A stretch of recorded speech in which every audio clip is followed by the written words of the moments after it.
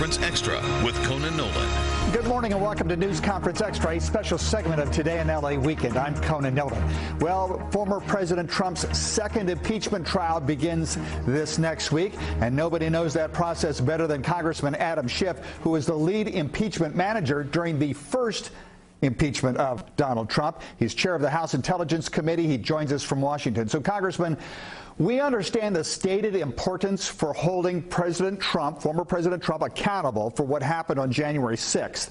But based on the vote to dismiss the impeachment articles, it appears you won't have nearly enough Republican support to convict the president. What you may get, though, is a trial where the president's defense could amplify the false claims that the election was stolen from him.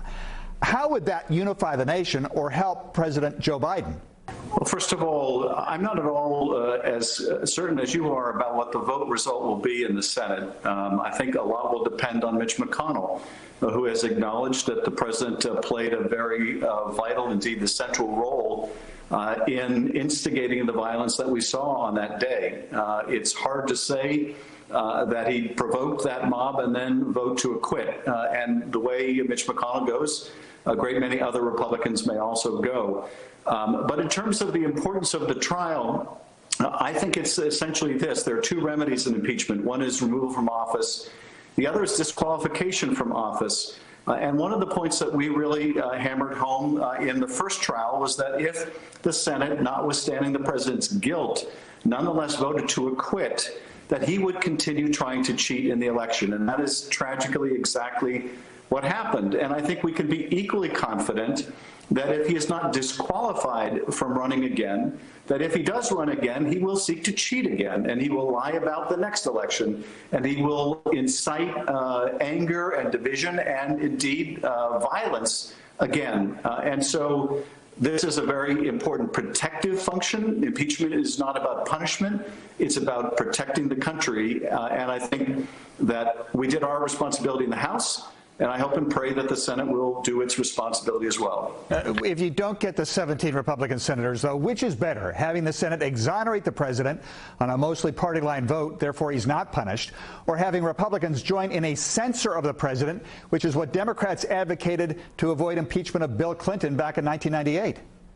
Well, first of all, it's hard to compare the case involving Bill Clinton, which involved conduct unrelated to his office, an affair with Monica Lewinsky, with a president who incites a rebellion and a violent attack on the peaceful transfer of power.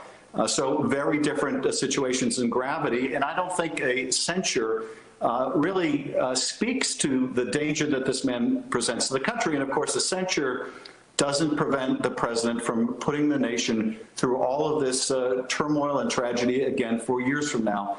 So to me, that remedy is not enough. And yes, both the president, the new president, Biden, and many of us in Congress would love to see and are working to see the country united. But it won't be united if Donald Trump is out there agitating for another 4 years in preparation for another run and further aggravating the wounds.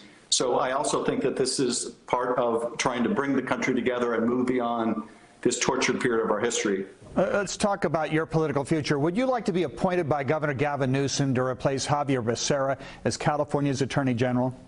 Conan, I'm really not commenting on all the press speculation. I'm trying to keep focused on the work that I have in terms of pushing out vaccines and this relief package that we're voting on today in Congress. And I just don't think it's helpful to the governor for people to be out there publicly campaigning.